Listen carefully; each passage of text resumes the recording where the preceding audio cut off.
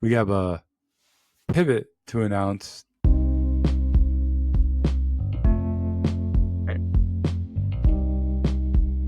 All right. Hi, Rich. Hey, Eric. What's going on? Doing well. Welcome to everybody for your second episode of Car Path Only. We have a pivot to announce this morning, or this afternoon, or this evening. It's an Like early podcast pivot. Yeah, we figured, like all good startups, you need to cut your losses and change directions when needed. We'll need to fire our investigative team. A 2-second Google search could have determined that there's plenty of other podcasts that were named CarPath Only. Yeah, I was really surprised by the amount of car path only. Apparently, we're the only ones concerned with like the duplication of the name in the segment, I guess. Yeah, so us being high character guys, we figured we would pivot early on in our venture and try to avoid any lawsuits down the road that may come our way. So we're going a different direction. One of the things that we found a good part of our first episode was, just focusing on the reviews, so the golf course reviews. And so we're just going to go all in. We're going to be a golf course review podcast. Rich developed 10 categories, and we'll go through those with you shortly. And each category will have a rating of 0 to 10. So you're seeking 100. Most golfers, might not be too happy about getting 100, but in this podcast, that's as good as it gets. Seeking 100 will be the goal. But the name of the podcast is Grading the Green. Yeah, I think that it couldn't be more direct for what we're trying to do. But the truth is that just looking through Google and trying to find what a course is actually like, outside of the promotional website for the course is challenging, right? And you can read reviews on maybe third-party sites where you can book a tee time, but I don't think there's really a place out there where you can get kind of an all-encompassing rating for a course and stuff that we like as the weekend golf or guys who get out maybe 20 times a year and maybe do a golf trip. So I think having a website and a podcast that kind of goes through all of the different key indicators I think that make a good golf course, that you think make a good golf course, and having them in one location could be valuable. And I think it'd be fun just to go out and play as many courses as we can and just judge them, I suppose. Agree. I've never really found any resource that gives me a breakdown of a new course. I've never even found a review website that I found beneficial. I've always wondered, like, well, what's the practice facilities like? Am I even going to get a chance to warm up? Are they grass facilities, or is it mats only? When I'm out on the course, is there going to be cart service, or do I have to stock up beforehand? What type of food is there available at the pro shop? So I'm excited to partake the wisdom that we capture during our golfing adventures with somebody else who might find this beneficial as they're planning their golf outings. So I'm excited with the quick pivot. So should we get into it? Yeah, let's get into it. So in the last episode, we reviewed Simi Hills Golf Course in Simi Valley, California. But in true pivot fashion, we're going international today, baby. We're gonna talk to Eric today about his adventure down in Mexico and one of the courses that he played down there and get his view on it. So I think, as much as we talk about trying to pick out courses that maybe we play for like a weekend warrior, we're also gonna throw in some of the travel that we do and some of the courses we play along the way. So today we're gonna get to visit Mexico and one of the courses down there. So Eric, why don't you kind of just start us off with telling us a little bit about your trip, your plan, just kind of maybe an overall view of what it looked like for you. Yep. Thanks, Rich. First round of the year for me was on vacation. So we're talking the 4th week of March.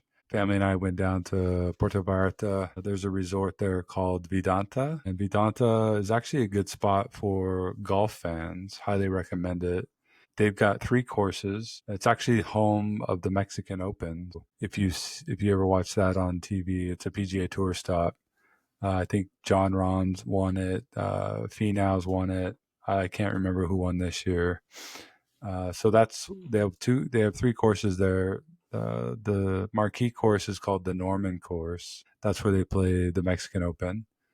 The other 18-hole course is called Neyar, and then the other course is a par three, 10-hole par three course called the Lakes. And that what's cool about that is two things. One, there's water on every hole, so you're definitely in the lakes. And then the second is there's lights, so you can actually play at night. I think they Oh, allow nice. people to play up Yeah. until like 10 o'clock at night or something like that. So I've now had the opportunity to play all three courses, but today I wanted to start at the one that I played most often, which is the Nayar course. So that is, I think, the older of the courses. And from what I understand, there's been quite a few renovations to it over the years as they made the other course. They moved some holes around. So I'll get into that at times. You feel a little bit like you're on a journey. But yeah, so today we're talking about Nayar, par 70.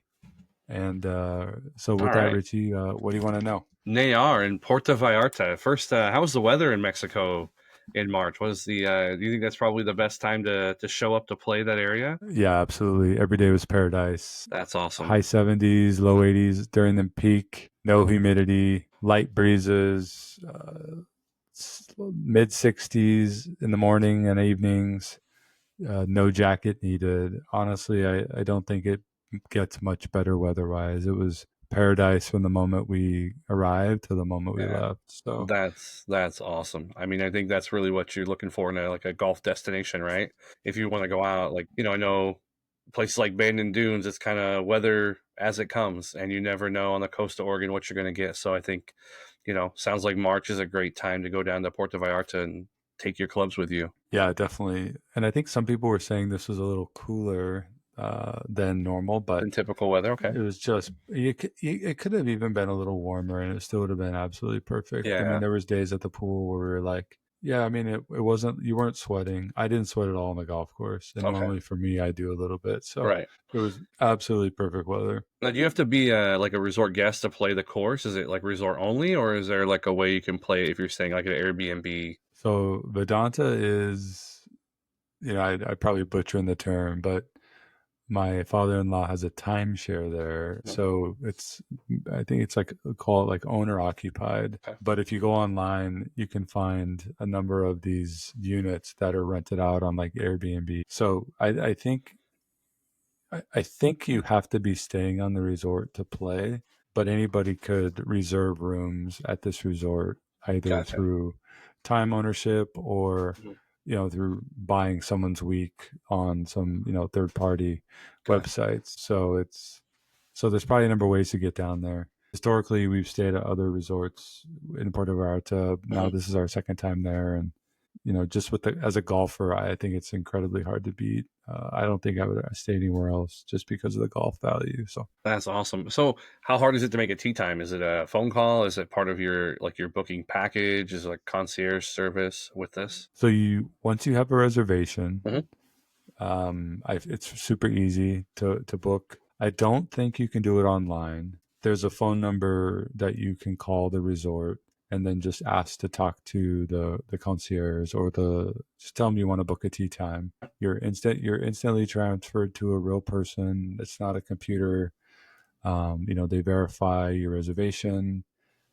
They walk you through. You tell them what day you want to play, what course you want to play, and then they'll give you their availability. So it was no problem getting a tee time. I was playing as a single, Okay. so I remember in March. So this was a March trip. Hmm. When I went previously in November, and I felt like there was more times available. Like I was able to play earlier. Here, I think I was teeing off around 9 o'clock on all. I played 4 rounds total down there. So I think the first time I was able to get was right around, I don't know, maybe 8:45, 9:15, right in that wheelhouse, Yeah. was actually perfect because the weather was just great. It wasn't cold or anything at that time. Hmm. So again, that was as a single. I don't know if your mileage may vary a little bit if you're a foursome, but that Yeah. was my experience there. So All right. yeah, super friendly. They send you a confirmation for every round. You have that right in your inbox right away, so you could look to see if there's any issues. Make sure they got the right time. Right, they are you know, native Spanish speakers. From my experience, their English is really good. I can speak some Spanish, but Yeah. I usually prefer to speak English when I'm trying to make these reservations because I don't know all the. I'm not fluent, and they're Right. they're they're fantastic. Very friendly, and they're always able to take care of me. So That's so awesome. That's awesome. no So issues with it. No issues with the tea times at all. yeah, so you get down there, and you have your tea time. Is it like a we walk over to the course? They provide transportation. Maybe talk a little bit about how you kind of get to the course, and if you're getting there early, you're getting Yeah, there right on time. yeah. So this resort's massive. There's multiple buildings. There, I don't even know how large this place is, but it's huge. So it's one of those resorts where there's golf carts are going everywhere Mhm. and trams, etc. So you walk down to the bottom of your like you go outside in your hotel and you talk to the concierge out there and you basically tell them, look, I'm trying to get to the pro shop, and they'll call down to the pro shop and somebody will come pick you up. It takes a few minutes. From there, from my where our room is at, it's just a short drive to the pro shop, but depending on where you're staying, it could be anywhere from 2 minutes to 15 minutes, just depending on where on the resort you are. Right. So plan that out a bit and just talk to them beforehand, and they'll be able to tell you what the right time to go down is. Awesome. So super super fast trip to the pro shop, and then once you're at the pro shop, it's really kind of like being like a kid on Christmas morning. There's the pro shop is gorgeous. There's a nice excitement in the mornings. A line full of Yeah. golfers checking Oh, in. I'm sure. Very very nicely acquainted pro shop. Lots of merch, and they have everything logoed there, either with the resort name Mhm. or the Mexican Open, because the Mexican Open had just finished up a couple weeks prior. So Oh, nice. lots of fresh apparel and stuff like that. So That's awesome. That's like big question. Logo ball.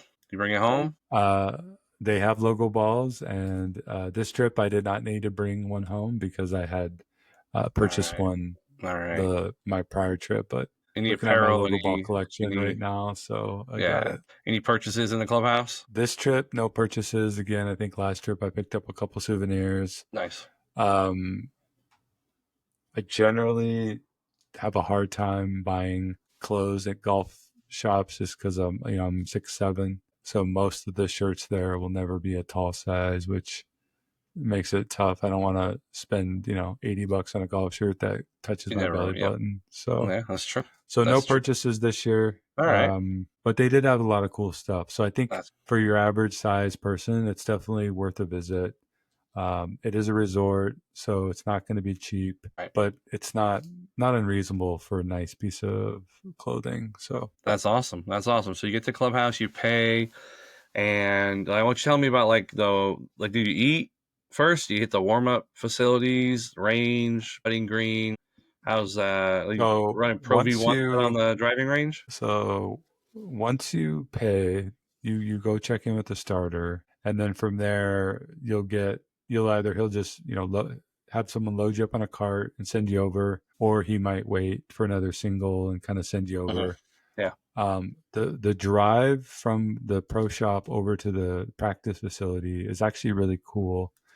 You're crossing a really nice river, and you're going over this brand new bridge that they built in connection with the Mexican Open, I believe, a few years ago. And so it's a really state of the art bridge. It's really cool. And at nighttime, there's lights on it, and it's Oh really wow. pretty if you have a view of Hmm. the bridge and the city and everything. And you can kind of see the old bridge too as you're driving over. And so it's a really cool morning. You drive across this bridge. And it takes probably like 5 minutes, 10 minutes to get over there. And once you're over there, it's always busy. There's um, range. It's just full of people, usually warming up. And then from there, you can decide to go. They have a breakfast spot there. So you can go grab breakfast and then warm up, have breakfast, or, whatever you want to do. So Very nice. Very nice. Did you eat breakfast? Do you have any insight on their cuisine? I, you know, I didn't have any breakfast anytime I went over there. Hmm. I checked it out. A few people were eating. It looks good. I didn't look at. I've never looked at a menu. Maybe another trip. so I can't really comment on the food there. All right. That's all right. Listen, it's a long trip, lots of golf to play.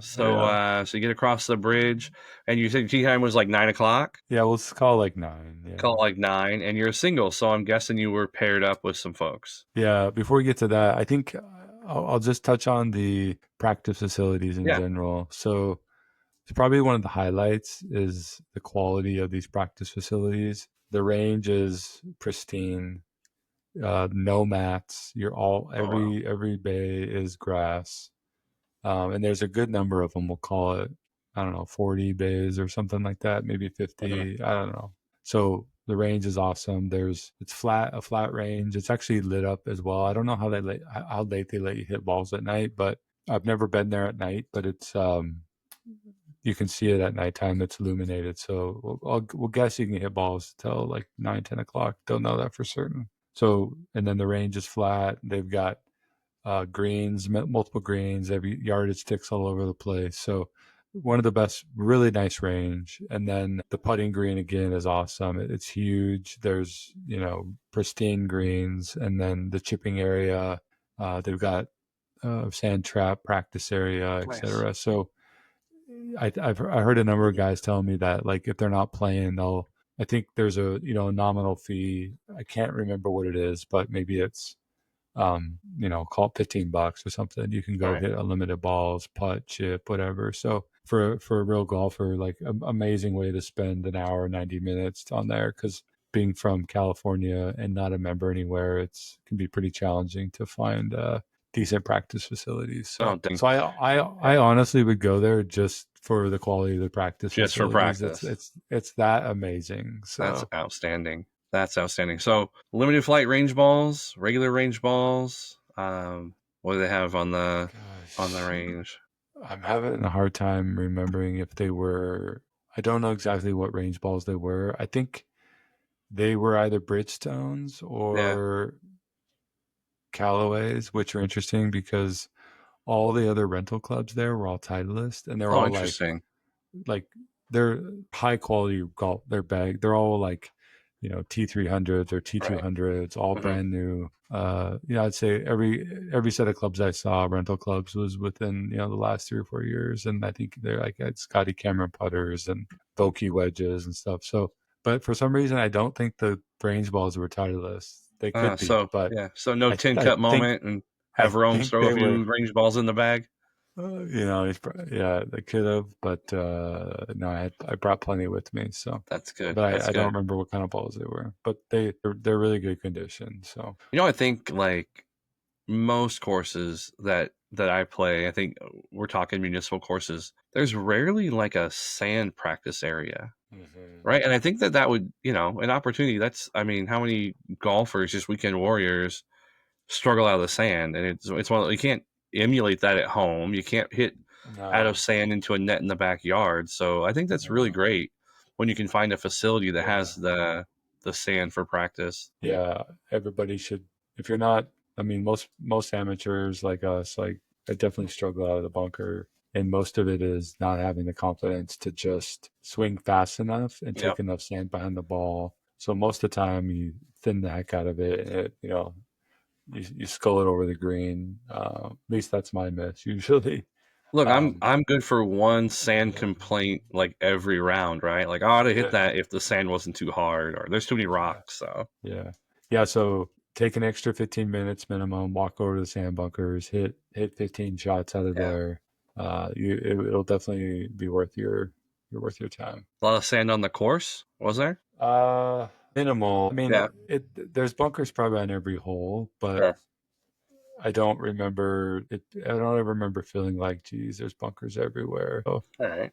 and I would say the bunker conditions on Neyar are worse than the practice facility. I'd say Okay. the practice facility is more on par with the Norman course, the higher end Okay. course. Some of the bunkers on Nayar are a little, I'd say a little like Muni condition esque. Oh, okay. Inconsistent lies, some are hard. Also, though, playing in the mornings, a lot Hmm. of the sand was wet. Oh yeah, and compacts, I'm sure. So that's a whole nother kind of, calculus, is just playing in really wet sand. So I think too, like the later you play, the more you're dependent upon people to do a good job of raking a bunker, right? I mean, yeah, if you get, a full day's worth of play, or if maybe the grounds crew isn't raking the bunkers or tending to them in between like night and day, you're going to end up with a bunch of people trampling the course bunkers, right? Which is, you don't really think about it, but it definitely can change how you play out of a bunker. totally,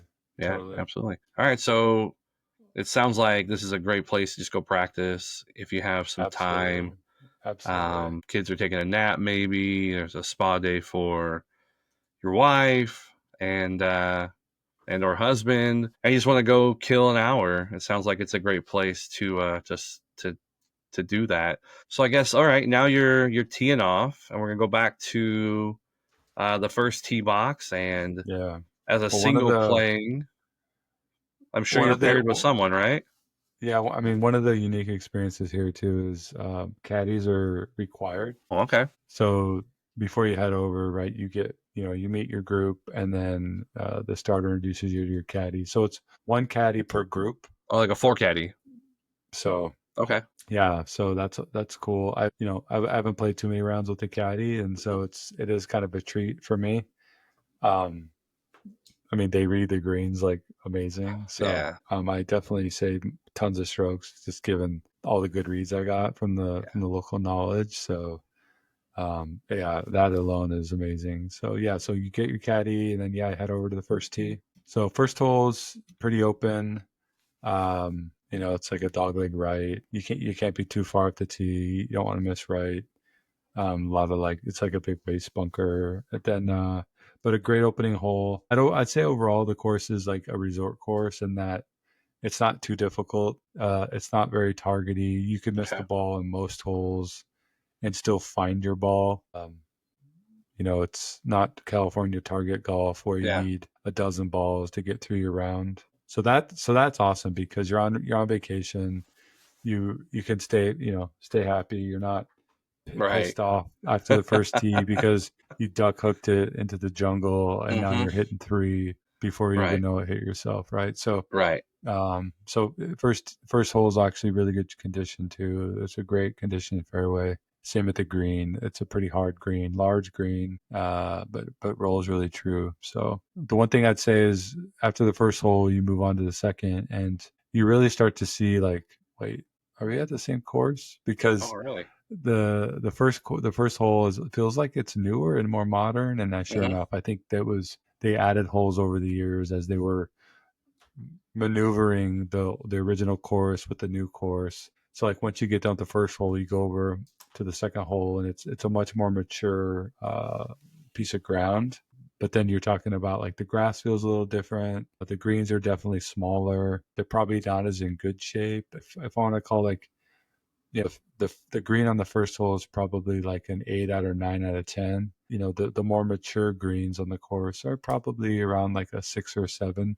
They roll nice, but there's a little bumps to them here and there, and they're generally smaller. The greenside bunkers or so forth would be smaller and a little bit inconsistent. So there's, probably about five or six holes on the course that have that like modern feel to them, which I Right. assume were part of a renovation. At some point, I'll have to get all the history, Uh-huh. and then the rest of the holes have that more mature feel. So it's probably one of the more unique courses in that it almost does feel like it was like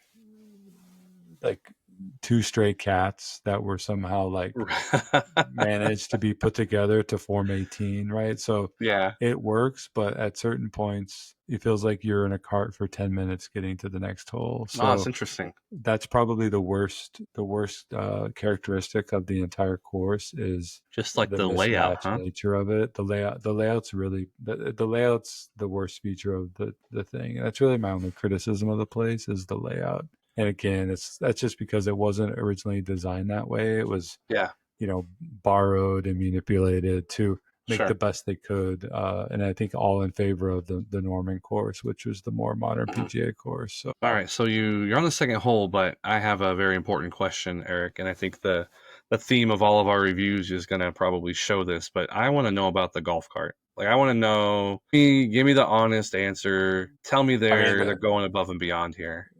now this golf cart is for the quality of the resort, it is Hmm. as average as it gets. Oh And man. I don't mean in a bad way. It's Right. comfortable, but there's no GPS. Hmm. There's no there are coolers. Okay. There's sand, Mhm. and there it's a typical cart. It works Gotcha. fine, but there's not one bell or whistle. There's no like, you know, uber luxury padding or Right. anything like that on the seat. I don't think there is a charger for your phone. There's no, special call buttons for the cart, whatever. Right. But I have my rangefinder, I got the caddy, and that's all Yeah. I need. So as average as it gets for a resort. If that was a cart for a community, it'd be like, yeah, that's good. But Yeah. it's straight down the middle average. Yeah. So I would expect like something a little bit, more modern in like a resort course. But I mean, with a caddy, I guess really there's probably no need for GPS. Kind of like we talked before with all the technology totally, around. totally, Yeah. totally. Okay. All right. So second hole, we won't go through hole by hole, but And it sounds like. Why don't you tell us how you shy played? How was the overall experience? Once you get into 18, how'd you play? Any memorable holes, memorable shots? well, I played it 3 times, so I don't remember exactly. The first day, the memorable shot was a par five. I think it's 17. It's the shortest par five on the course, I think. But anyways, a great drive, hit a great second shot. I had about 18 feet for eagle. Had the line literally half a rotation. It would have been right in the heart. I don't think I've ever recorded a eagle on a par five. Hmm. So that would have been my first. I really wanted that. And Oh, I bet. I thought about it like the whole trip on, Yeah. it was the two shots leading up to it were so good. Just a pure drive and a pure Hmm. 6 iron. And I smoked it, and it was really a bummer not to make that eagles. Yeah. It's So that hard was to that. call a tap in birdie a bummer, but I get what No, you're it saying, was, right? yeah, it was. Yeah. That was the memorable shot. But overall, it was fun. Actually played with a group from, I think they're from upstate New York. Okay. Good group of guys, and they actually invited me to play with them later on in the week at the Norman course. Oh, nice. So yeah, so we had a good time, and when we that was that was our timer. That was for a few reasons like one of the most memorable rounds of golf I ever played, and so we'll just save that preview for a future review. Yeah, so it Nice. was fun to meet those guys. They all were pretty nice. Saw them around the resort a few times during the week, and then it was nice for them to invite me for the outing on the Norman course. So that was cool.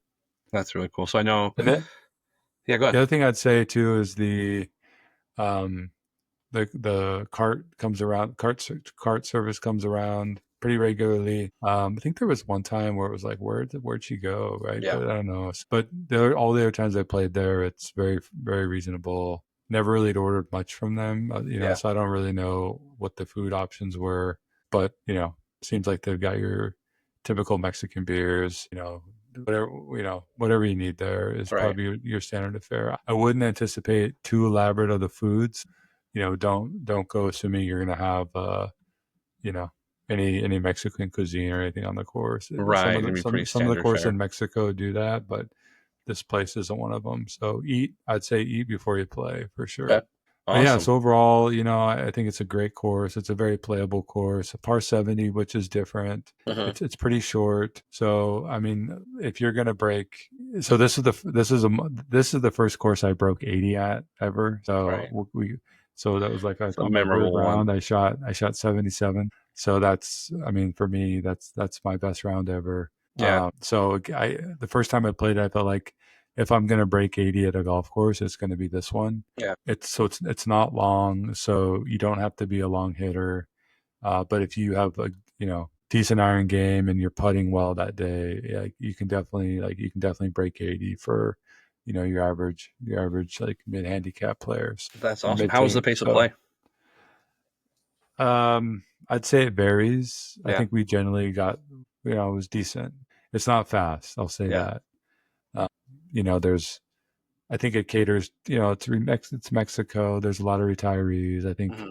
you have a lot, I'd say most people there are they're not racing to get to work in the They're not in a morning, hurry. so they're Right. people are taking their time and Yep. everybody's having a good time. As it So should be, Eric. As it it's should be. yeah, it's not painstakingly. It's not a 6 hour Saturday round at a muni. Budget 515, something like that. So I mean, it sounds like with the weather, yeah, 6 hours wouldn't have been a problem. I could play it five Yeah. times a week and be very Yeah. happy. So, That's but yeah, awesome, man. overall, if you get the chance, definitely recommend it. It's a great course, and it's good for somebody who is a they're interested in golf, but they don't want to drop $400, $300 to play a Mhm. round of golf. I think it's more reasonable. So Let me ask you, I know you talked about like if you're going to break 80, I think this would be a course where you could bring like someone who doesn't play a lot of golf, maybe if like a spouse or a partner wanted to join. You think, how do you think that would go over on the course? yeah, absolutely. I mean, I don't know if you mean like ride along where they play a hole or No, like two. actual playing the course, right? I mean, Actually they don't play play like it. 18 Yeah, holes, but for sure. Yeah, it'd be great for families. And if you got, you know, family of four, you had two avid golfers, two not avid Mhm. golfers, but they played one round every 3 years, right? Yeah, Like, yes, this is a friendly course for that skill. So, that's awesome. yep. That's awesome. Really cool. Like Well, I've got, two daughters, hopefully both introduced them to the game, and yeah. I could definitely see them learning the game at these practice facilities and at these courses like over the years. So Yeah. Yeah, that's something you guys plan to you guys go pretty often then down to the resort, right? yeah, we went once last year, once this year. I would love to make it a twice a year thing Yeah. if we could. That's awesome. Sounds like a really great place to play golf, take your family and enjoy some really great weather. Cool. So I guess what we'll do is we'll go through the rating system, and you'll be able to find the overall score out of 100 up on gradingthegreens.com, the website that we have up, and hopefully I will link that here in the comments below when we upload the video, so you'll be able to check that out, and we'll also get up our Simi Hills golf course review up there as well, and we'd love to kind of hear from the audience. Like, tell us courses you want us to review. Give us your review if you've played a course and you have great things to say about it, or you want to warn people. This is the place to do it. Just Yeah. throw your thoughts in the comments. Yeah, if anybody has the history on Neyar, like what have been all these renovations? Um, some history there would be awesome because you can definitely tell it's been the victim of some renos, but again, at the to the benefit of the Norman course because that course is awesome. So Yeah, I think I ultimately we really want this to be kind of a community of people, of golfers, of all abilities to kind of share their thoughts. And if you have some courses in some places, we'll definitely take a look at them. If we can get out to review them, we will. And we're happy to hear about your thoughts on any course that you've played. So I think Eric will go. I'm not sure what we're going to call this segment. It was called Best Bets when we were formerly known as Cart Path Only.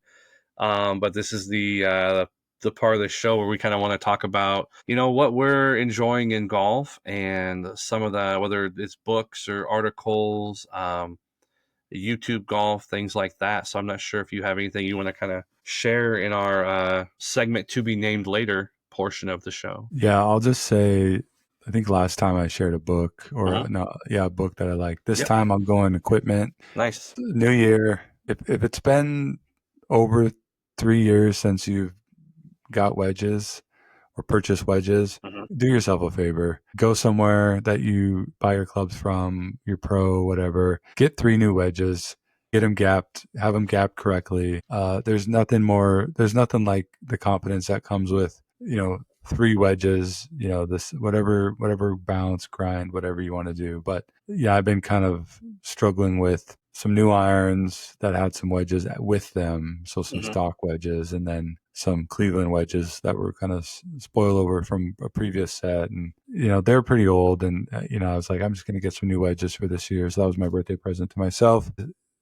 Short game definitely showed up on the trip, and it's just so awesome to start the year off with that. My gimme for this week's going to be if it's been 3+ years and you're a semi-serious golfer or you really enjoy the game, like just add some wedges to your game. You don't need a new driver every year or every other year.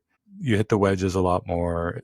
If you're more confident around the green, it's going to show up in your scores far better than, spending $600 on a new driver every year. So I like it. that's I'm my not sure if game. I agree about the new driver every year, but I mean, I too actually purchased some wedges maybe about 6 months ago, and it's amazing the grind on a new wedge. I think just like an average golfer hitting an 80-yard shot into a green and spinning it back like 10 feet, 12 feet makes you feel like you're a star. And after like a month or two, that doesn't spin back anymore, right? I think I heard Tiger say that he would replace his wedges like every 3 tournaments. That's how important replacing your wedges is, right? So yeah, yeah, I agree with that.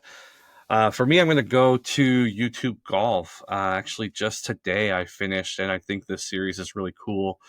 It's Phil Mickelson and Grant Horvat, and they do this team event where they play against what ends up generally being like a live golfer and a normal player. This particular show was the Josh Allen and John Rahm versus Grant and Phil.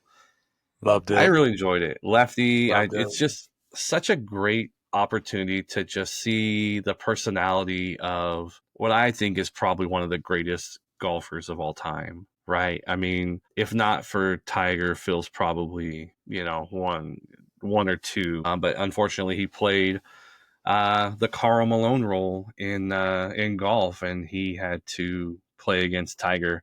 But yeah, it's a 2-part episode. It's like I think it's probably a pretty good like 3-hour investment in your time. But I'll tell you, the thing I took away from it was how good of a golfer Josh Allen is. Like, there's just some people who Yeah, just are just so athletically gifted. He's an all-pro quarterback for the Buffalo Bills. And oh yeah, by the way, I think he's probably like a plus handicap golfer. yeah, That's yeah, crazy.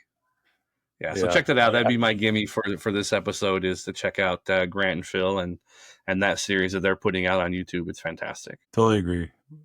I've watched each of the series, and it's highly entertaining seeing Phil break down the game of golf Yeah, and the amount of cycles he puts into every shot. And it was cool to see John Rahm as well. You can see how competitive the best golfers are in the world. I mean, this is a friendly round, but right. none of them are taking it Not at all. casual. These are world-class athletes, Yep. and the best part about sports is watching pros in their craft doing the best they can to out execute each other. And in a world that we're sometimes like full of fake stuff and massage narratives, golf continues to be, or pro sports continue to be that outlet that gives you that raw footage, and YouTube's great. So kudos to Phil and Grant for that series because it's really is cool. So I hope Yeah, can't wait to see the guests they have coming up this year. I'm sure they got a great lineup. I'm sure. Yeah, it's gonna be fantastic. So check that out on YouTube. And yeah, so that's kind of was it the second episode, but the first episode of Grading the Greens podcast. First Hope you all episode enjoyed it. in the greens. Yeah. Yep, check out our website, gradingthegreens.com. Throw your comments below, and we can't wait to see you guys next time. Yeah, thanks everybody. Hope everybody has a good week. Rich, good to see you, and See you, buddy. we'll see you next time. All right, sounds good. Bye, everyone.